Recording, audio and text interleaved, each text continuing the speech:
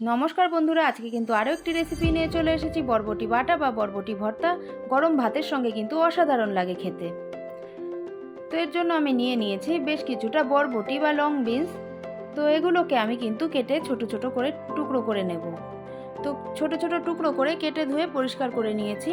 এদিকে নিয়ে নেব আমি 5-6টা কাঁচা লঙ্কা, বেশ কিছুটা রসুন, আর ফোড়নের জন্য নেব হাফ চামচ কালো জিরে আর একটা শুকনো লঙ্কা। কাঁচা লঙ্কা আর রসুন আর কেটে রাখা বরবটিগুলো কিন্তু আমি একটা মিক্সি জারে নিয়ে কিছুটা জল দিয়ে একটা মিহি পেস্ট তৈরি করে নেব। তো আমার পেস্ট তৈরি করা হয়ে গেছে। এইবারে কিন্তু আমি গ্যাস জ্বালিয়ে একটা প্যান বসিয়ে নেব। তো প্যানটা গরম হয়ে গেলে আমি দিয়ে দেবো এর মধ্যে পরিমাণ মতন সর্ষের তেল।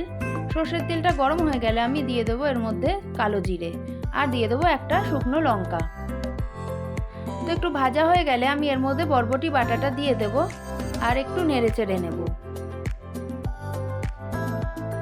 তো বন্ধুরা, এইবার আমি এর মধ্যে দিয়ে দেব পরিমাণ মতন নুন আর দিয়ে দেব পরিমাণ মতন হলুদ গুঁড়ো।